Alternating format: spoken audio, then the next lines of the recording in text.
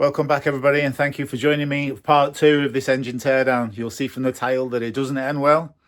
However, tools are ready, think I'm ready, car's definitely in bits.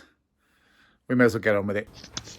So we start by removing the high and low pressure fuel pipes. Piss a bit of fuel everywhere. And that didn't go as planned, obviously. However, a bit of a clean up, undo the vault, and we're off with that. Unclip the low pressure fuel pipe. Next up was trying to get the flywheel locked in the crank. As you see, I came with 2 locks and I wasn't quite sure which one was the one for the vehicle I have. However, we did get that locked off, and then up to the top to lock the cams in place. First time I've ever done this, so the whole process I'm very nervous over, as you'll find out later, and I was not quite sure if I was doing the right thing, if I'm honest, but I did manage to get it locked in place.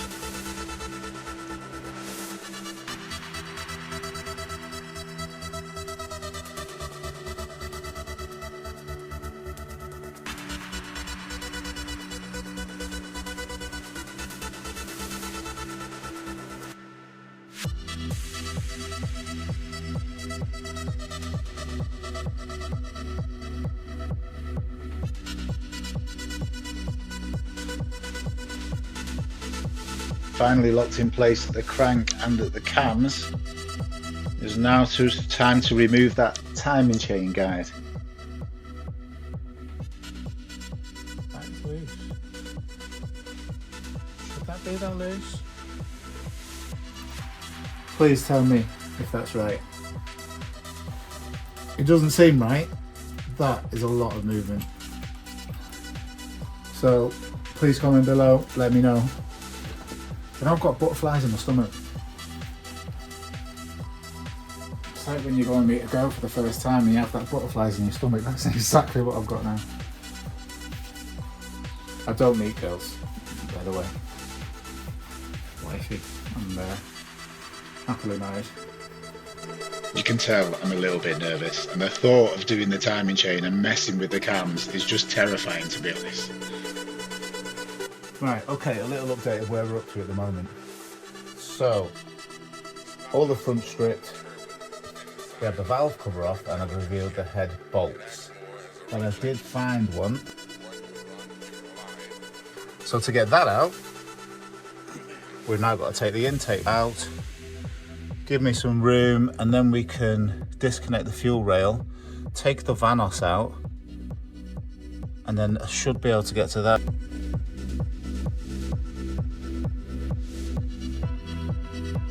There are a lot of pipes and a lot of electrical connections on the back of this inlet manifold.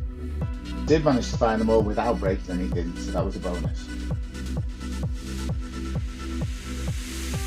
That coolant pipe, yeah, that's seen better days. Okay, what we have revealed is the Vanos and the fuel rail. So we can now unclip that, get the Vanos off. Get to that last bolt down there, which was the 13th bolt. So just there.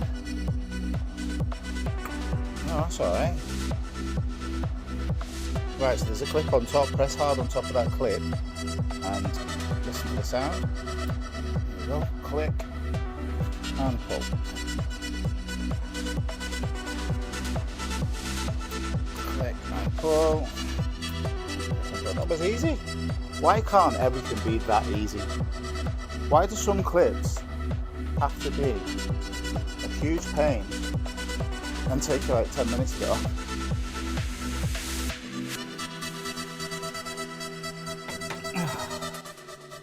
Oh, at last. Next up, loosening the bolts for the engine mount to be able to gain access for the bolt on the side for the timing chain guide. Just need to jack that up and down to be able to gain access. Some of them bolts are well hidden. Also had to take the dipstick off the front because that catches on the way out if you don't get it right, apparently.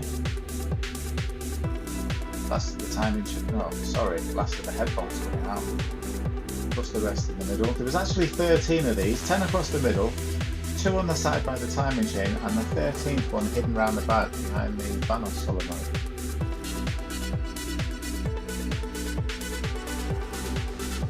We dropped a washer laid up against the chain. Yeah, we need to get that out. Yay, washer out, crisis averted.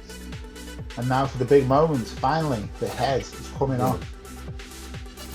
Okay, it was easy.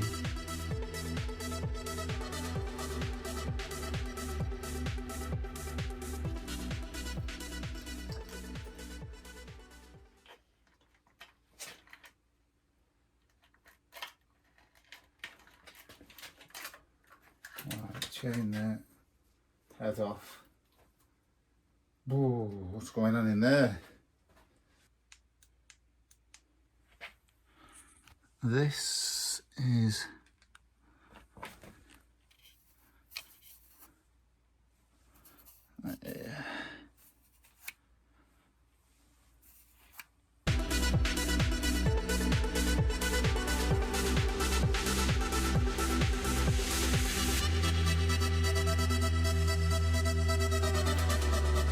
that seems to be a bit rough in there. That's not too bad.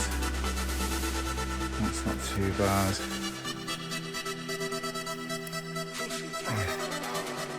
So all the pistons seem to have lined up.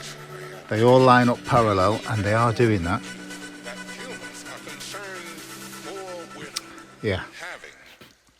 So does that mean they're okay? So should we check the head gasket and see if that was the problem all along?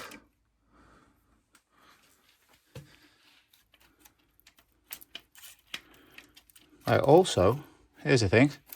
I don't know what a bad head gasket looks like. However, I'm not sure that that is a good one.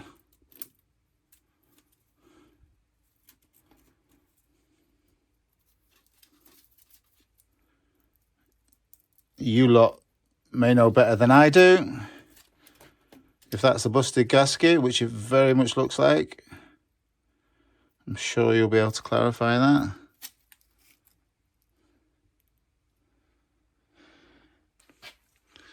So the next thing is I need to check to see if the cylinder head's okay. It might have just been a head gasket then. I just don't know how much damage it has done to the inside of these.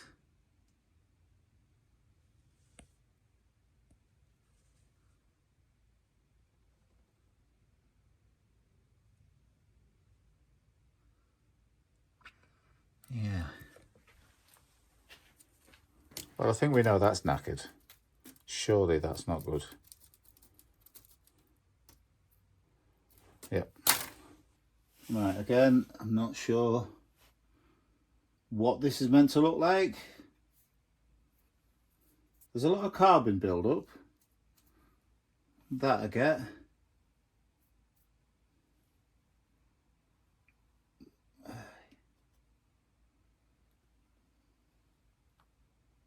There's the odd little mark on them where, I don't know, does that suggest something where there seem to be clean air in places? Or is that just a case of that the carbon hasn't built up there? Which would seem strange, seeing as it's all in the same thing.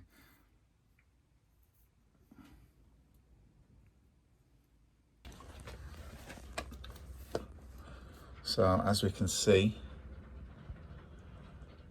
it doesn't look the best inside there.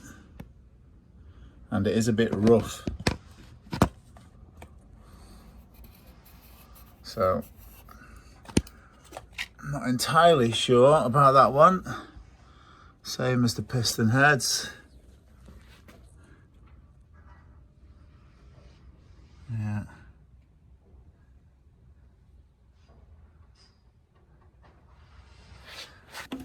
Whatever that pipe was and goes into in there, that is a joke. Let's take that off. Right, there's more pieces on the floor. As you can see, that's not looking in the best. So, when I was trying to pull out the thermostat housing yesterday, usually once you take the clip out of this, you can pull that away from it. It looks like it is kind of coming, but as I did it, it pulled the whole thing out, and this is what was on the other end. Seal's knackered, that's broke. This has not led a good life. Yay, finally got the head off. But with the head off, what that has revealed is I possibly had a failure on the head gasket. So I need a new one of them. What I'm going to do next is send the head off for skimming. I've got a load of new parts coming in the next couple of days to help rebuild the engine. What I'll probably do next is crank the engine with a bar to see if the pistons are going up and down okay, and just to check the inside of those cylinders. Join me next time, hopefully, for the start of the rebuild. If you've liked watching this video, please hit the thumbs up button, hit the subscribe button, and I'll see you next time. I will research more. Okay, that pisses feel well, I know what that does now.